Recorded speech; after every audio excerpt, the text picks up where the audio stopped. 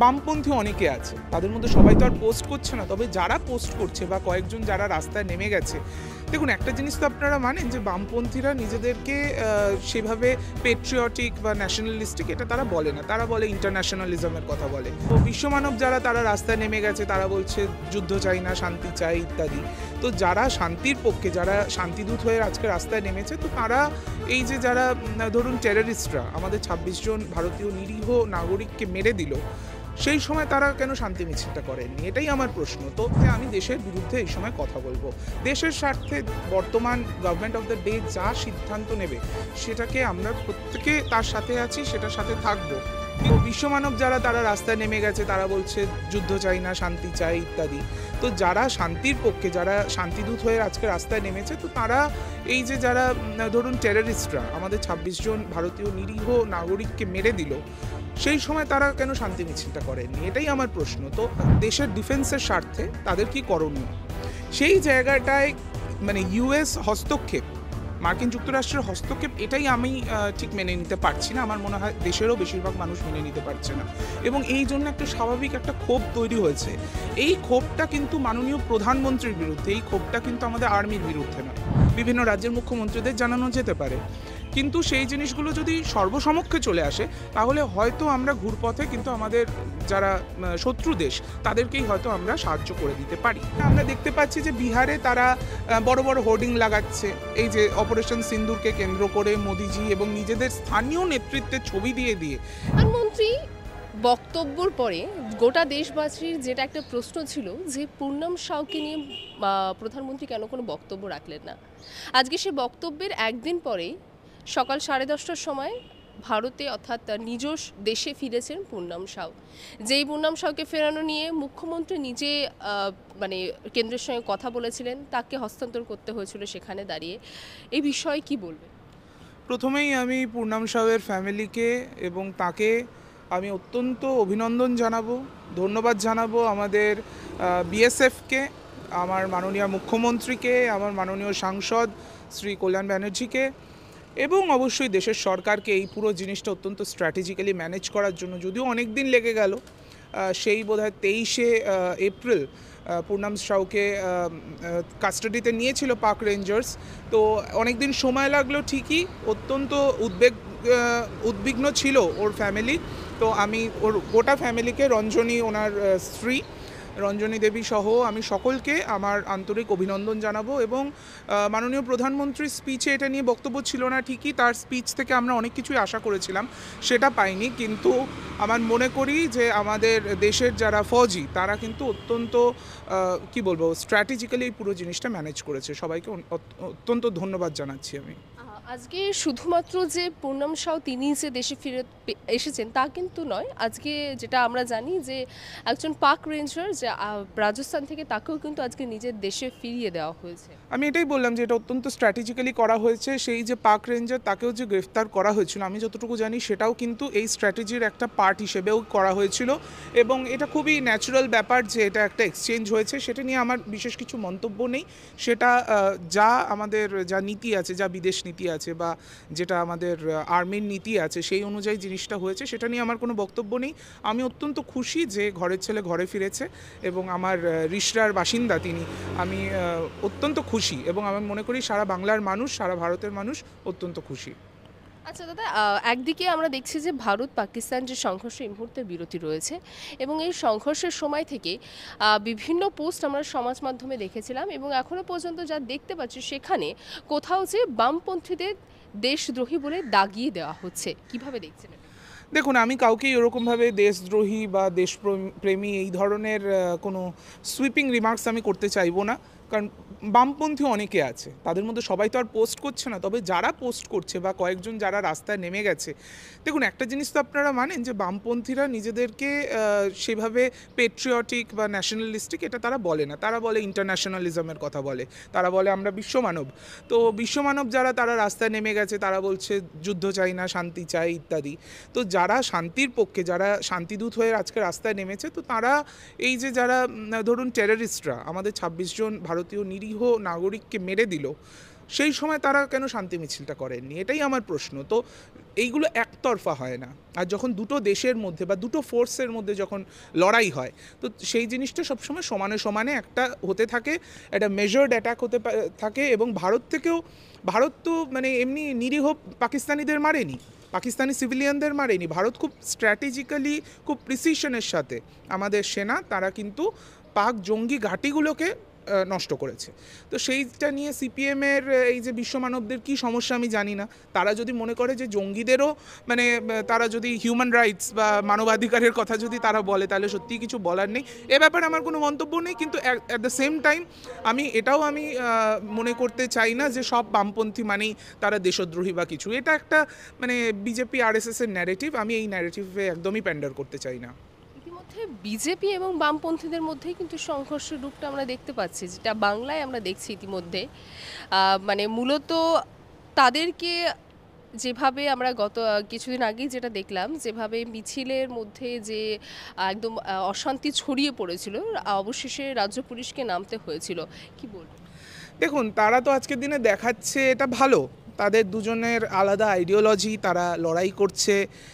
আমি মনে করি যে এই দেশের স্বার্থে সব পার্টিগুলোর এক হওয়া উচিত, কিন্তু দুঃখের ব্যাপার এটাই, এরা দেশের স্বার্থে এক হয় না, এরা এক হয় হচ্ছে রাজনীতির স্বার্থে। এই দেখবেন পরের বছর 26 সালে যখন ইলেকশনটা হবে, তখন এই বাম বিজেপি সবাই কিন্তু মানে এক হয়ে যাবে, তখন একটা রামধনু জোট তৈরি হবে। কিন্তু আজকের দিনে দেশের স্বার্থে যখন সবার এক হওয়ার কথা, তখন তারা নিজেদের মধ্যে এই মেকি লড়াইটা লড়ছে। গুড লাক টু দেম, এটুকুই বলবো। আমার মনে হয় এরা কে কি বলছে, কে কি করছে, কিছুই যায় আসে না। আমি বিশ্বাস করুন, বিরোধীরা বা বিভিন্ন যে মিডিয়া হাউসগুলো, তারা কে কি বলছে আমার কিচ্ছু যায় আসে না। আমি শুধুমাত্র তাকিয়ে আছি আমাদের দেশের সরকার কি বলছে, আর্মি কি বলছে তার দিকে। এবং আমি মনে করি যে আমরা যেরকমভাবে লড়াইটা এখন অবধি লড়েছি সেটা যথার্থ। এবং শুধুমাত্র আমি এটাই চাইতাম, যদি আমাদের পুরো লড়াইটা যদি আমাদের দেশের নেতা, যিনি এখন বর্তমানে মাননীয় প্রধানমন্ত্রী, তিনি যদি জিনিসটাকে সামনে থেকে লড়াইটা লড়তেন। আমরা হঠাৎ করে তাকে আমরা কোনো সর্বদলীয় বৈঠকে পেলাম না। তারপরে ধরুন আমরা ডোনাল্ড ট্রাম্পের থেকে শুনতে পাচ্ছি যে একটা যুদ্ধবিরতি ঘোষণা হয়েছে। এইটা আমাদের কাছে মনে হয় বেশি কনসার্নিং, রাদার দ্যান সিপিএম কি বললো, বিজেপি কি বললো, এগুলো কিছু ম্যাটারই করে না। এই যে তুমি যে কথাটি বলে যে ডোনাল্ড ট্রাম্পের যে মধ্যস্থতা করা হয়েছে, কোথাও এটা যে সিমলা এগ্রিমেন্ট হয়েছে, সেই এগ্রিমেন্টেরও তো অবমাননা করা নয় কি? শুধু তাই নয়, আমি মনে করি এটা ইন জেনারেল ভারতবর্ষ একটা সভরেন স্টেট, একটা সার্বভৌম একটা রাষ্ট্র। তারা ঠিক করবে যে তাদের দেশের ডিফেন্সের স্বার্থে তাদের কি করণীয়। সেই জায়গাটায় মানে ইউএস হস্তক্ষেপ, মার্কিন যুক্তরাষ্ট্রের হস্তক্ষেপ, এটাই আমি ঠিক মেনে নিতে পারছি না। আমার মনে হয় দেশেরও বেশিরভাগ মানুষ মেনে নিতে পারছে না, এবং এই জন্য একটা স্বাভাবিক একটা ক্ষোভ তৈরি হয়েছে। এই ক্ষোভটা কিন্তু মাননীয় প্রধানমন্ত্রীর বিরুদ্ধে, এই ক্ষোভটা কিন্তু আমাদের আর্মির বিরুদ্ধে নয়। আমি মনে করি, এবং দেশের বেশিরভাগ মানুষই মনে করে, যারা Sen thinking normal human being, যারা রাজনীতি করছে তাদের কথা বাদ দিন, কিন্তু যারা নর্মালি দেশের স্বার্থ নিয়ে ভাবে, তারা প্রত্যেকে এই জায়গাটায় একটু ক্ষুব্ধ আমি মনে করি, কিন্তু সেই ক্ষোভটা কোনোভাবেই আর্মির ওপর নয়। এর পরবর্তী সময়ে যেখানে আমরা দেখছি যুদ্ধ বলবো না, সংঘর্ষ যেহেতু এখন বিরতি রয়েছে, তার আগে থেকেই কিছু ছোট ছোট ইনসিডেন্ট গোটা দেশ জুড়ে হচ্ছে, যা কিনা সকলের নজর কাড়ছে। কিছুদিন আগে আমরা করাচি বেকারিতে যে ঘটনা ঘটেছে সেটা দেখলাম, এবং গতকালই বারাসাতে একটি ঘটনা আবার সমাজ মাধ্যমে ছড়িয়ে পড়ে, যেখানে একজনকে পাকিস্তানের পক্ষে পন্থী হয়ে পোস্ট করায়, সেখানকার যারা সাধারণ মানুষ আছে তাকে ঘেরাও করে, তাকে মারধর করে। এই যে মানে সংঘর্ষ বিরতি হয়েছে, এর আগে যে পরিস্থিতি ছিল তার পরবর্তী পরিস্থিতি যেটা এগোচ্ছে, সেই বিষয়টিকে আপনারা কিভাবে দেখছেন? দেখুন, এই ধরনের জিনিসগুলো, মানুষের এই ধরনের ভিজিল্যান্টিজম, এটাকে আমি সমর্থন করি না। তবে আমি মনে করি আমাদের পশ্চিমবঙ্গেও পুলিশ কিন্তু বেশ কিছু এই ধরনের পোস্ট করার জন্য অনেককে ডেকে পাঠিয়েছে বা বেশ কিছু অ্যাকশনস নিয়েছে, শুধু আমাদের পশ্চিমবঙ্গে না, সারা দেশ জুড়ে, এবং সেটা হওয়া উচিত বলেই আমি মনে করি। এই সময় যখন দেশ একটা প্রায় যুদ্ধকালীন পরিস্থিতি দিয়ে যাচ্ছে, সে সময় কেউ যদি মানে দেশের স্বার্থের বিরোধী চেয়েছিলাম আমার মোদিজি, আমার দেশের প্রাইম মিনিস্টার, তাকে অনেক বেশি একটা প্রোঅ্যাক্টিভ রোলে আমি চেয়েছিলাম, যেটা আমি তাকে দেখতে পাইনি। এই যে মানে হঠাৎ করে 8টার সময় পরশুদিন তিনি বক্তব্য রাখলেন, এটা ছাড়া কিন্তু তাকে আমি খুব একটা কিছু বক্তব্য রাখতে দেখিনি পুরো বিষয়টার মধ্যে। সেটা একটু, তার জন্য আমি একটু হতাশা একটু হয়েছে। কিন্তু এটার মানে এটা নয় যে আমি দেশের বিরুদ্ধে এই সময় কথা বলবো। দেশের স্বার্থে বর্তমান গভর্নমেন্ট অফ দ্য ডে যা সিদ্ধান্ত নেবে সেটাকে আমরা প্রত্যেকে তার সাথে আছি, সেটার সাথে থাকবো। কিন্তু এটার মধ্যে আমরা চাই যে সেই সিদ্ধান্তটা আমাদের দেশের সরকারই নিক, তার ওপর যেন কোনো ভিনদেশি কোনো চাপ যেন তার ওপর না থাকে। সেই কোনো চাপের বশবর্তী হয়ে যদি কোনো সিদ্ধান্ত হয়ে থাকে সেটা অত্যন্ত দুর্ভাগ্যজনক। আপনারাও কি এরপরই পার্লামেন্টের স্পেশাল সেশনের মানে ডাক দেবেন? কারণ ইতিমধ্যে রাহুল গান্ধীর তরফ থেকে কিন্তু এই মূলত স্পেশাল সেশন এবং পেহেলগাম ঘটনার পর ঠিক কী হয়েছে তা জানতে চেয়ে প্রধানমন্ত্রীকে জানান। না, এ বিষয়ে আমাদের দলের তরফ থেকে এখনও কোনো সিদ্ধান্ত নেই। কংগ্রেসের তরফ থেকে leader of opposition Rahul Gandhi এবং খার্গেজি দুজনেই চিঠি দিয়েছেন, কিন্তু এটা সার্বিকভাবে ইন্ডিয়া অ্যালায়েন্সের সিদ্ধান্ত নয়। কেন বলছি? কারণ ইতিমধ্যেই কিন্তু মিস্টার শরদ পাওয়ার, তিনিও একজন অত্যন্ত সিনিয়র লিডার, তিনি কিন্তু বলেছেন যে তিনি এই সময় তিনি পার্লামেন্ট সেশন চান না, তিনি বরঞ্চ চান আরও ঘন ঘন সর্বদলীয় বৈঠক হোক। কারণ দলীয় বৈঠকগুলো টেলিকাস্টেড হয় না, কিন্তু যদি পার্লামেন্ট সেশন হয় সেটা কিন্তু সবাই দেখতে পাবে, তো তার মানে সেটা পাবলিক ডোমেনে চলে আসবে। অনেক মানে সিক্রেট বা ক্লাসিফাইড ইনফরমেশন থাকে যেগুলো হয়তো সরকার মনে করে যে আমাদেরই কিছু রেকগনাইজড পলিটিক্যাল পার্টি, তাদেরকে জানানো যেতে পারে, সেই লিডারশিপদের জানানো যেতে পারে, বা বিভিন্ন রাজ্যের মুখ্যমন্ত্রীদের জানানো যেতে পারে। কিন্তু সেই জিনিসগুলো যদি সর্বসমক্ষে চলে আসে তাহলে হয়তো আমরা ঘুরপথে কিন্তু আমাদের যারা শত্রু দেশ তাদেরকেই হয়তো আমরা সাহায্য করে দিতে পারি। তো এটা একটা খুব ওয়েল এস্টাবলিশড একটা মানে নীতি, এবং আমি মনে করি আমার দলের যেটা বক্তব্য যে আমরা সর্বতোভাবে দেশের ডিফেন্স এবং এক্সটার্নাল অ্যাফেয়ার্সের স্বার্থে আমরা সর্বতোভাবে কেন্দ্রের সরকারের সাথে আছি। আমরা জাস্ট চাইবো যেন, আমরাও চাই যে ঘন ঘন মিটিং হোক, যাতে আমরাও বুঝতে পারি যে দেশ কোন দিকে যাচ্ছে। আমরা বলছি যে সরকার যেন প্রোঅ্যাক্টিভ থাকে এবং আমাদেরকে ইনভলভড রাখে, অর্থাৎ রাজ্য সরকার এবং তৃণমূল কংগ্রেস, মানে দেশের তৃতীয় বৃহত্তম পলিটিক্যাল পার্টি, তাদেরকে যেন ইনভলভড রাখে এই পুরো ব্যাপারটার মধ্যে। এখন অবধি এটা নিয়ে আমাদের কোনো আলাদা করে দাবি জানানোর মতো কিছু হয়েছে বলে আমরা মনে করছি না। হ্যাঁ, কংগ্রেস দলের মতো জানিয়েছে, জানাতেই পারে, কিন্তু আমাদের এখন অবধি কোনো বক্তব্য নেই। যদি কিছু বক্তব্য আসে সেটা আপনারা দলের থেকে জানতে পারবেন। কেন্দ্রের তরফ থেকে আমরা এটাই চাইছি যে যেন একটা মানে ক্ল্যারিফিকেশন আসুক, স্পেশালি যেহেতু মার্কিন যুক্তরাষ্ট্র থেকে এরকম একটা বক্তব্য এসছে, তো তারা যদি একটু ক্ল্যারিফাই করে তো তাহলে এই ধরনের চিন্তাভাবনাগুলো মানুষের মধ্যে যতটুকু ক্ষোভ তৈরি হচ্ছে সেগুলো তাহলে আসবে না। কিন্তু তারা যে সদর্থক যে ভূমিকাগুলোও নিয়েছে সেগুলোকেও তো আমরা অস্বীকার করতে পারবো না, বা সেগুলো তো শুধু ক্রিটিসিজম করার জন্য ক্রিটিসিজম করা, এই জিনিস আমরা করি না, করবোও না। এই যে পূর্ণাম সাউয়ের আজকে যে তার রিলিজ হয়েছে, অবশ্যই কেন্দ্র সরকারের একটা বিরাট ভূমিকা আছে, এটা তো আমরা অস্বীকার করতে পারবো না। মাননীয় মুখ্যমন্ত্রী তিনি যথেষ্ট চাপ সৃষ্টি করেছেন, বা তিনি নিজের মতো চ্যানেলসে কথাবার্তা চালিয়েছেন, অবশ্যই। আমার সাংসদ শ্রী কল্যাণ ব্যানার্জি তিনি সর্বতোভাবে চেষ্টা করেছেন, এই নিয়ে কোনো সন্দেহ নেই। কিন্তু দিনের শেষে এই যে কাজটা, অর্থাৎ অন্য দেশের সাথে কথা বলা, এক্সটার্নাল অ্যাফেয়ার্স, এটা তো কেন্দ্রের সাবজেক্ট। তো কেন্দ্র সরকার সেই জিনিসটা নিয়ে ভূমিকা নিয়েছে, নিশ্চয়ই নিয়েছে, তো সেটাকে আমরা অবশ্যই সাধুবাদ জানাবো।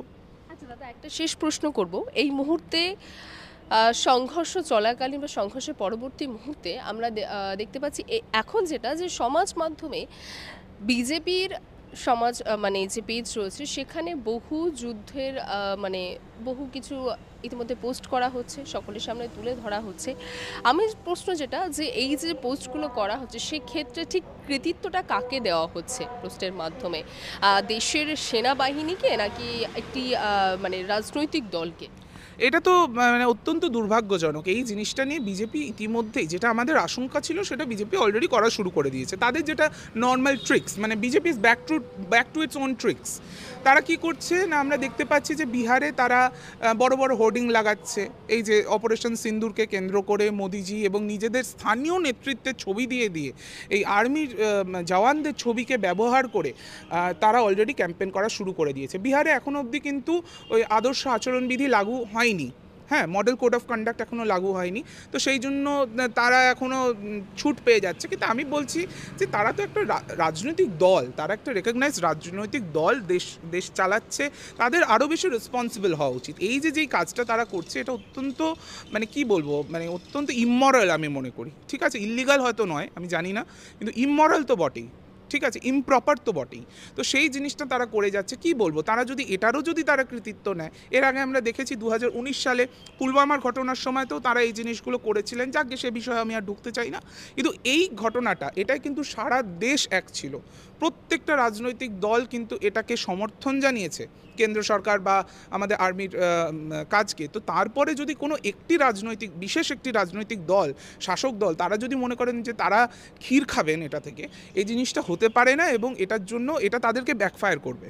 তারা এর আগেও, মানে আপনার যদি মনে থাকে, আপনারা যদি রাম মন্দিরের কথা বলেন, রাম মন্দিরের কৃতিত্ব নিতে গেছিলো, নিয়ে অযোধ্যাতে হেরেছে।